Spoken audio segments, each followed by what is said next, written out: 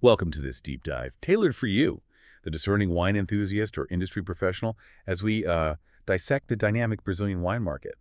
Today, we're uncorking a truly fascinating topic, Brazil's journey from, let's say, a nascent wine consumer to a significant global player. And we'll take a special look at the quiet revolution brewing within it, the rise of natural wines. Our mission here is really to distill the most critical data and emerging trends, giving you a kind of shortcut to understanding this unique and evolving landscape. And what's truly compelling, I think, is that from an ontologist's point of view, understanding Brazil's market expansion and its evolving consumer profile isn't merely about tracking sales figures. It's actually fundamental for the entire global wine industry. It influences everything, from vineyard practices to production techniques and how wines are ultimately marketed around the world. It really tells us where consumer taste might be heading. Right. So with that broad overview, let's maybe zoom in a bit on the mechanics. What specific engines are driving Brazil's impressive wine market growth? And why is truly understanding these drivers so vital for, well, everyone from vineyard to glass? Well, there are several powerful forces converging, really. We're witnessing a notable rise of the middle class, continuous urbanization, and this exponential surge in digital information access. People are more connected, more informed, and perhaps most critically, there's an increasing valuation of quality products and unique experiences, which means that for someone like me, an encanologist, understanding this market, it kind of transcends just the laboratory analyses of soil and climate.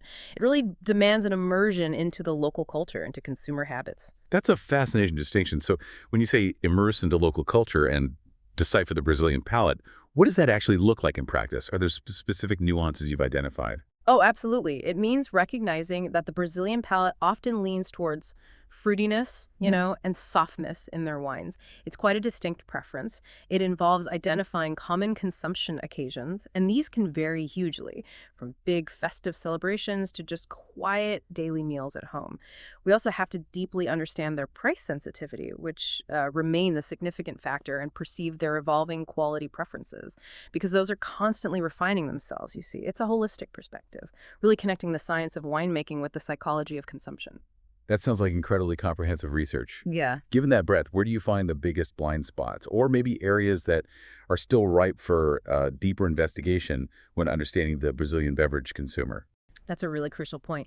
The research scope is indeed quite broad. We're mapping not just wine consumers, but also those consuming other alcoholic beverages, beer, spirits, you name it.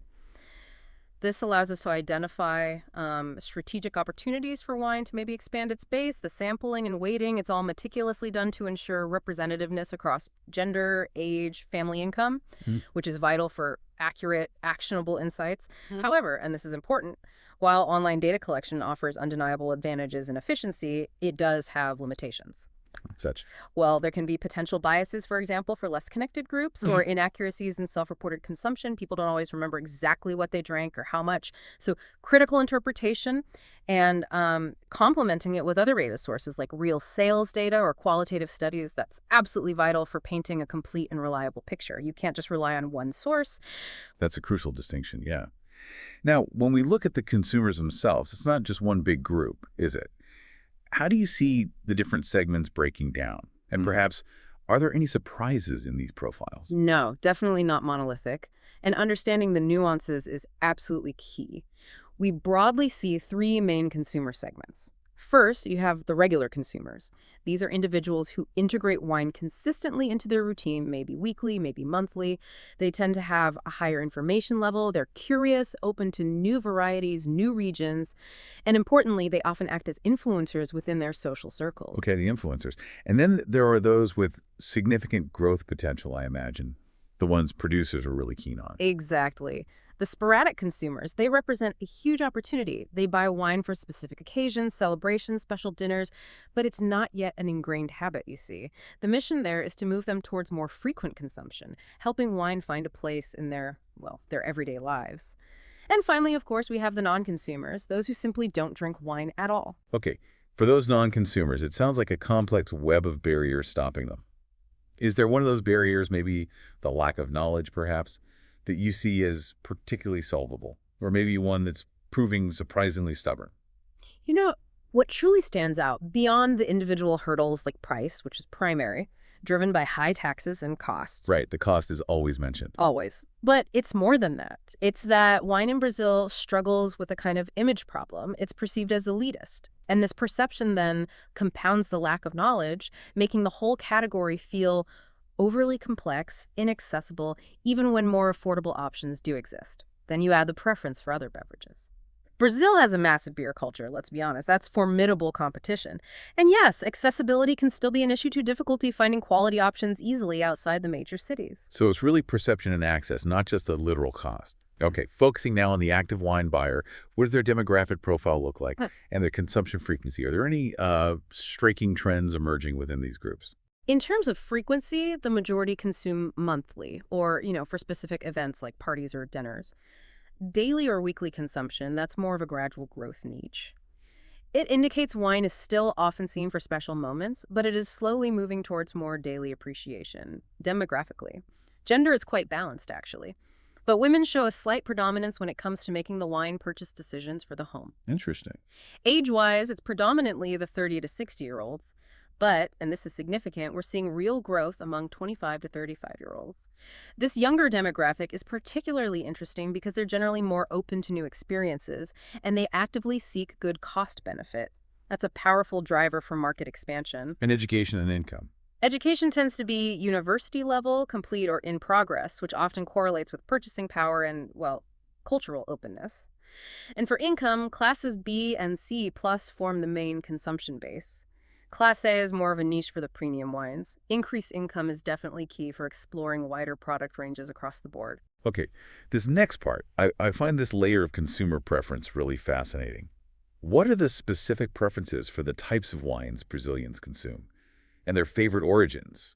And culturally, why do you think reds or tintos dominate so heavily? Oh, reds, tintos absolutely dominate, no question. This is partly due to their sensory qualities, structure, body, complexity, especially with red meats, which are popular. And culturally, there's a strong symbolism there. Sophistication, tradition, maybe their appeal in cooler weather, plus a deep-seated European influence from immigration history. Within reds, you have suave, which means sweet, popular as an entry-level wine. Then seco dry, which shows consistent growth as palates become more sophisticated. Demi-sec acts as a kind of versatile bridge between the two, and vino de mesa, literally table wine, often simpler, bulk-produced stuff, that's in gradual decline as consumers seek higher quality. So reds are definitely king. But what are the other categories? Whites, rosés, sparkling? Yeah. Are they gaining any ground? They are in second place, but definitely ascending, yes. Whites are gaining popularity for their refreshing taste, especially given Brazil's warm climate in many areas. Rosés are loved for their versatility and, that summer appeal. They're very Instagrammable, too, let's face it. Oh, true. And Brazilian Espumantes, sparkling wines, they are truly a standout category. They have internationally recognized quality, often winning awards. They're widely chosen for festive occasions and often seen as a source of national pride. Right, the Espumantes have really made a name for themselves. And the origins, where are these wines mostly coming from? And what does that experimenter versus traditional split mean for how people navigate those choices? While the strengthening of national wine is really notable, volumes often surpass those from some South American neighbors now. It's driven by genuine quality improvement, effective marketing, and that surge of national pride we mentioned. Of course, Chile and Argentina maintain a very strong presence. Geographical proximity helps, trade agreements, and they offer excellent cost benefit with well-known grapes like Cabernet Sauvignon, Malbec, Carmenere. People know what they're getting. Then the old world, Portugal, Italy, France, they're the references for quality and prestige. Portugal has deep cultural ties, obviously, with wines like Vinhos Verdes, Douro Reds, Port.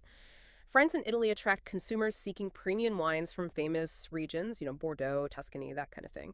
As for purchase behavior, it's really a split. You have the experimenters curious, open to new styles, new grapes, they value learning. And then the traditional consumers, more brand loyal, often prider-driven, seeking consistency and value. It creates this dynamic tension in the market, which is actually quite healthy. That dynamic tension is key, definitely. Now let's trace the actual wine purchase journey. Where do Brazilians typically acquire their wine, and what influences their choices when they're, say, standing in front of the shelf or browsing online? The supermarket remains the primary entry point. It's just omnipresent, offers variety, and usually has competitive pricing. Can't beat the convenience for many. However, specialized stores and online platforms are showing significant growth, particularly for those more engaged consumers who are seeking diversity, maybe exclusive labels, expert curation. And subscription clubs. I hear a lot about those. Yes, subscription clubs are an expanding phenomenon. They attract people who value discovery, curated selections, the convenience of home delivery. They often play a big role in palate education and building a sense of community, too, introducing members to styles they might not pick themselves. It sounds like convenience and curation are becoming increasingly important then. And how frequently are people buying, and how much at a time? Does this suggest a shift in how wine is being incorporated into their lives? Yeah, most purchases are recurrent, but typically in smaller volumes, usually 1 to 3 bottles at a time. This suggests more immediate consumption rather than long-term stocking or cellaring. It reflects wine being seen for, pleasure in the moment or for specific upcoming occasions rather than building a collection. And this brings us to a really crucial point. How much are Brazilian consumers actually willing to pay for their wine? And what truly influences the perception of value? It's not always straightforward. Exactly.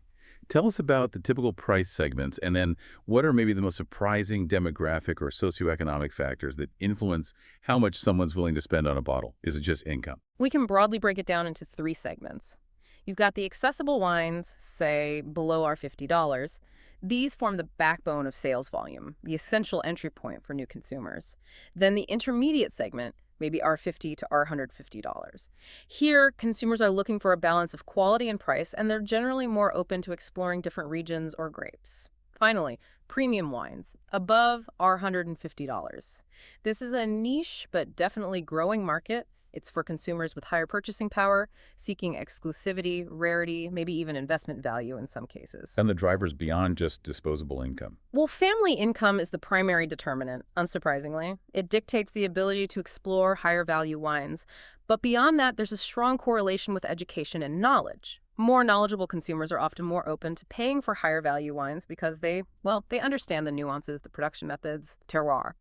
Consumption habits and occasions matter too. Are you buying for a Tuesday night pizza or a big anniversary? And don't underestimate the influence of culture and media in demystifying wine and, frankly, elevating its perceived value. Right. So beyond just the price tag, what truly influences a Brazilian-specific wine choice? And what are the major hurdles preventing more frequent consumption? Let's start with the occasions where wine is really finding its place. Well, wine is steadily finding its place in everyday life, which is great to see. Leisure and home meals, that's a growing occasion. It's democratizing consumption for, family dinners, informal gatherings, even just personal relaxation at the end of the day. However, celebrations and social gatherings remain incredibly strong touch points. Wine is often a central element for holidays, birthdays. It's frequently perceived as a thoughtful gift or even a bit of a status symbol in those contexts. It's a growing role in the everyday, but still deeply rooted in celebration. Got it. And what are the key factors influencing a Brazilian's actual wine choice at the point of purchase? Is it always about the grape or are other things more powerful? Recommendation is incredibly powerful, whether it's from friends, family, or increasingly online channels, blogs, influencers, review platforms like Vivino are huge. Word of mouth, digital or otherwise. Yeah, Vivino's impact is undeniable. Definitely. Price and brand are also determinant factors, of course. Consumers are always seeking good cost benefit and consistency from brands they trust. For more experienced consumers, grape type and origin or region become crucial. Cabernet Sauvignon, Malbec, Merlot are dominant grapes people recognize. Familiar regions like Mendoza in Argentina or Serra Gaúcha here in Brazil have strong recognition. And finally, don't discount awards and the visual appeal of the label.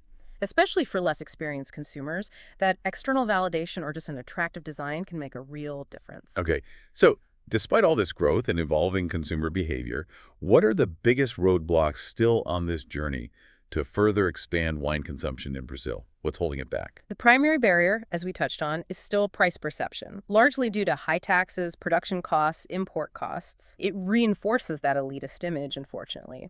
There's a clear need for more accessible, yet quality options to draw more people in. And the competition. Fierce competition from other beverages, especially beer, which just reigns supreme in Brazil culturally.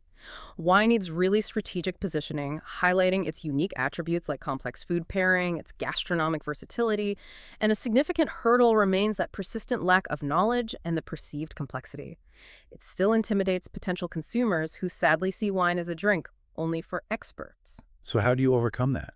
It requires significant ongoing education. We need didactic content, simple articles, engaging videos, practical workshops. Clear, intuitive labeling helps immensely, suggesting flavor profiles, simple pairing ideas. Sommeliers play a crucial role as guides in restaurants and stores. And leveraging digital platforms for knowledge sharing is absolutely key to reaching a wider audience and truly demystifying wine, making it feel less scary. Right, make you more approachable. Yeah. Let's focus now specifically on the Brazilian wine itself. It's clearly a rising star, often fueled by national pride, as you said. But what's its true potential? And what specific hurdles does it face beyond those general market challenges? There's definitely notable growth in consumption and purchase of national wines, but it's still quite concentrated geographically, mainly in the south and southeast. This indicates a vast opportunity for expansion, fueled by that national pride and a growing demand for local products. Established national brands, names like Miolo, Casa Valduga, Sultan, Aurora, Garibaldi, they are true ambassadors of quality now. They've invested heavily in technology and are increasingly competing and winning internationally.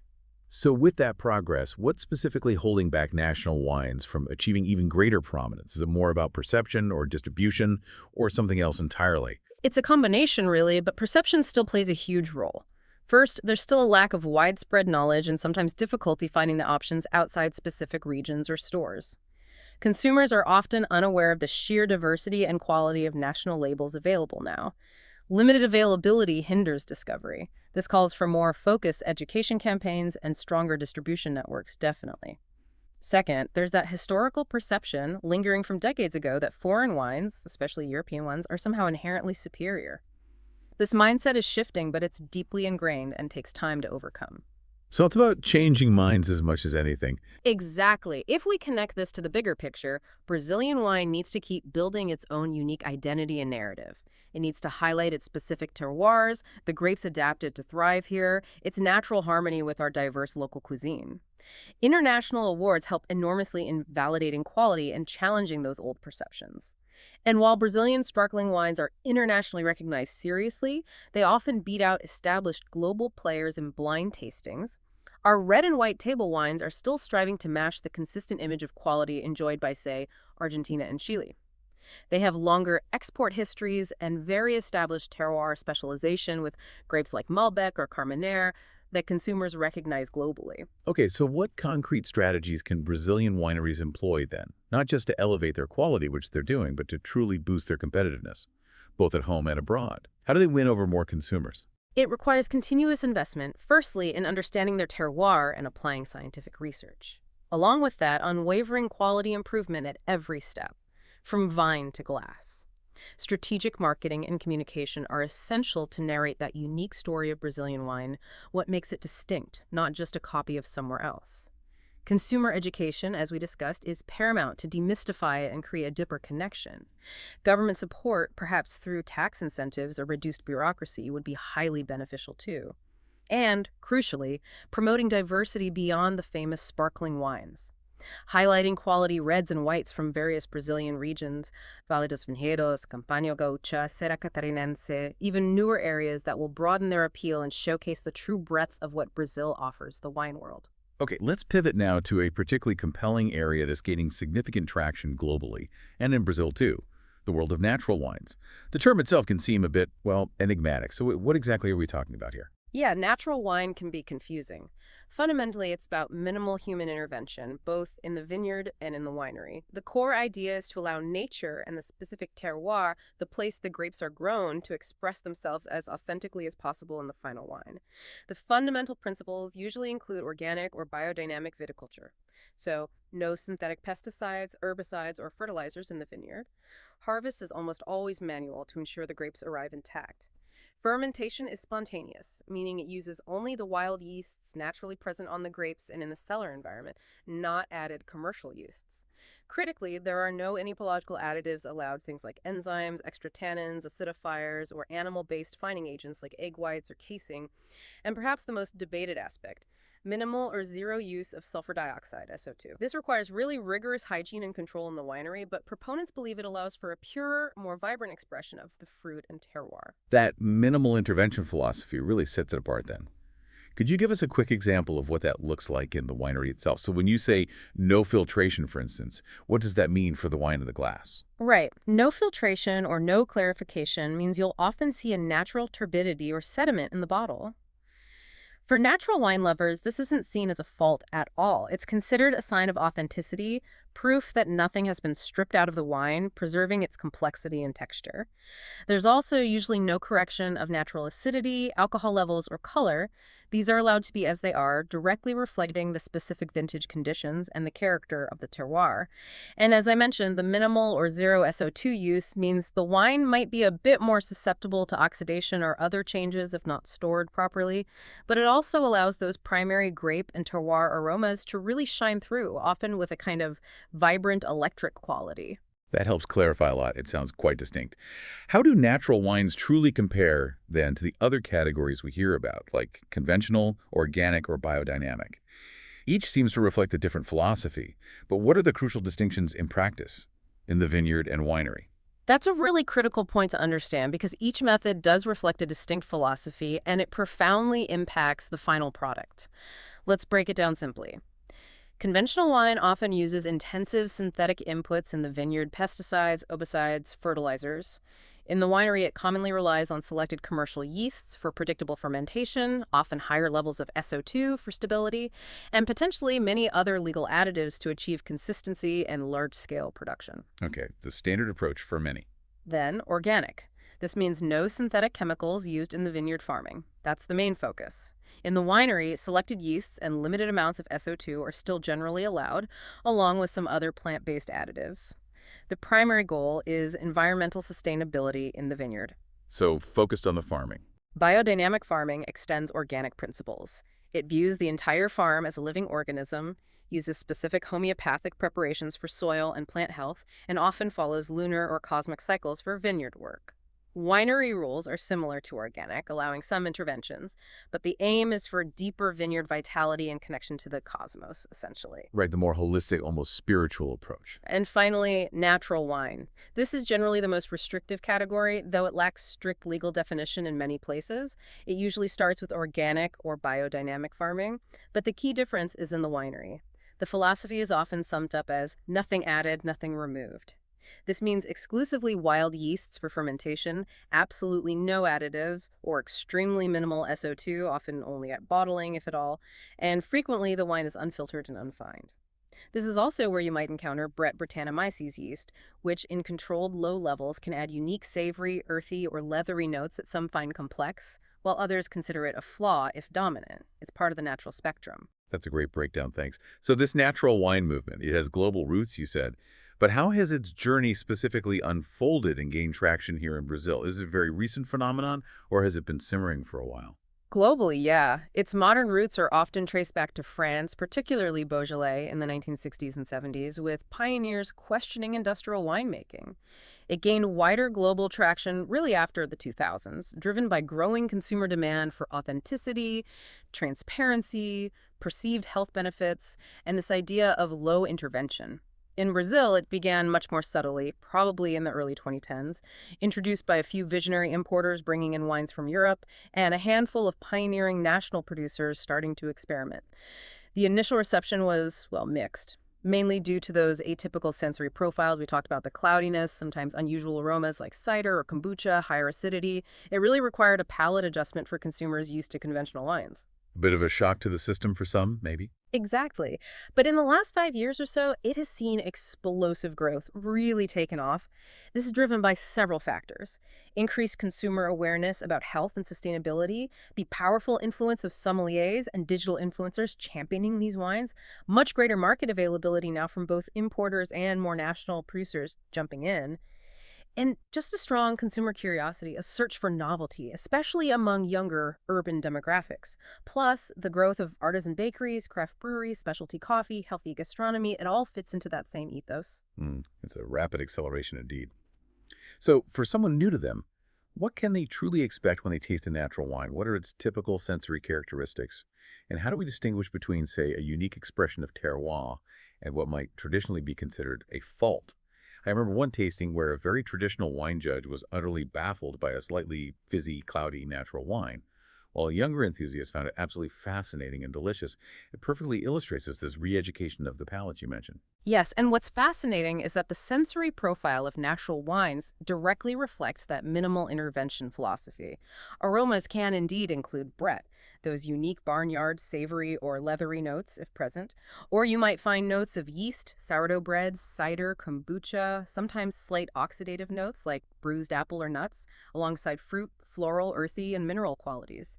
Flavors often have a noticeable vibrancy, sometimes higher acidity, maybe even a touch of volatile acidity, which can lift the aromas if in balance. The texture, as you said, can be turbid, cloudy, have sediments. It might even have a slight prickle of CO2 pétillance if bottled with some remaining gas from fermentation, especially if unfiltered. So how do you draw the line between interesting and faulty? That's the million-dollar question. And your anecdote perfectly captures the core debate. What traditional wine tasters trained on conventional wines might call a defect, say, high volatile acidity making it smell like vinegar, strong Brett overwhelming the fruit, noticeable mouseness or excessive oxidation, is often interpreted differently by natural wine enthusiasts. For them, some level of these characteristics might be seen as authentic, desirable even, a direct result of minimal intervention and wild fermentation. It's about context and intention. Is it a clean expression of place, albeit unconventional, or is it genuinely flawed and unpleasant? It truly requires a re-education of the palate, learning to appreciate these so-called imperfections as potentially part of the wine's unique identity and story, rather than just ticking boxes on a traditional tasting grid. It sounds like natural wines are really carving out their own space, both in terms of taste and philosophy. So who is the typical Brazilian consumer drawn to these wines? And through which channels are these unique bottles being distributed? Are they reaching a wider audience yet, or are they still primarily for those early adopters? They are predominantly sold, still, through specialized channels. Independent wine stores that offer curated selections and personalized service, often with staff who are passionate and knowledgeable about natural wines. Restaurants with an authorial gastronomic focus, those focusing on local, seasonal ingredients, have also enthusiastically embraced them as they align with their philosophy. Online platforms and niche subscription clubs are crucial too, offering convenience and access to a wider variety, allowing consumers nationwide to discover labels they wouldn't find locally. And specialized fairs and tasting events are really key for discovery and that valuable direct interaction with the producers themselves. And a consumer profile. Still niche. The typical consumer, often characterized as an early adopter, tends to be young and urban, usually somewhere between 25 and 45 years old, often with a high level of education. Behaviorally, they're engaged, curious, actively seeking authenticity and transparency. They want to know the story behind the bottle, the people who made it, the place it came from. Values are important too.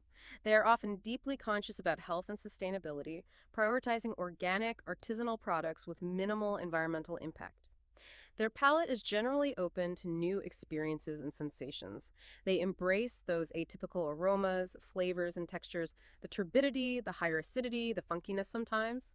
While they generally have a higher purchasing power, often seeing the higher cost as an investment in quality, ethics, and sustainability, there is a growing search now for more accessible entry-level natural wines, which indicates its appeal is broadening beyond that initial core group.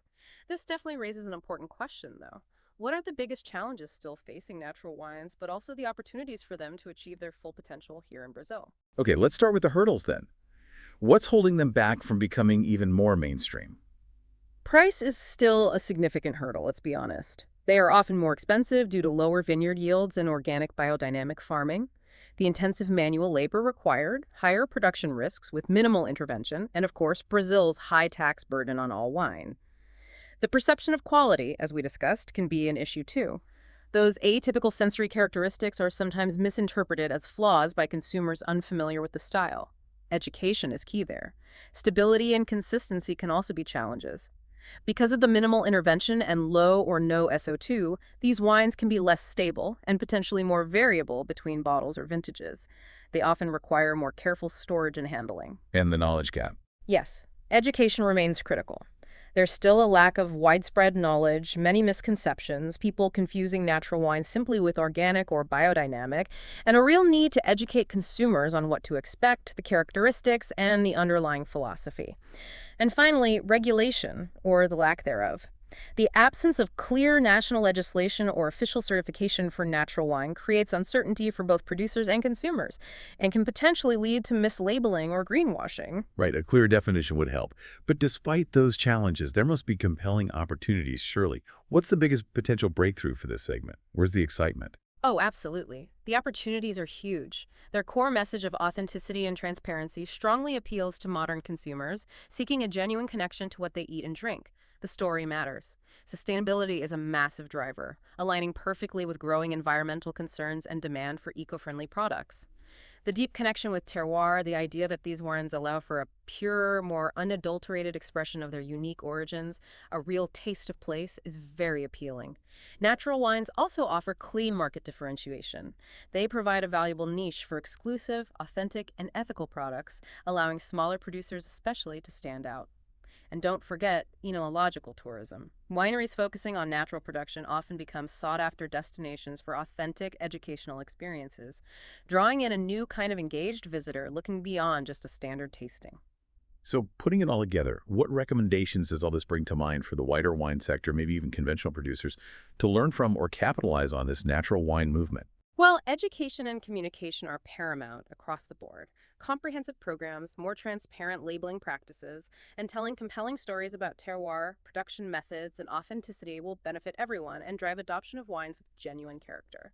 Specifically for the natural sector, supporting national production is vital, maybe through fiscal incentives, more research and development into native or well-adapted grapes suited to low-intervention winemaking, and eventually, perhaps, a robust national certification system to build trust.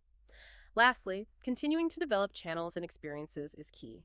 Broadening distribution carefully, fostering those subscription clubs that introduce these wines thoughtfully, organizing thematic events, and offering truly immersive winery experiences.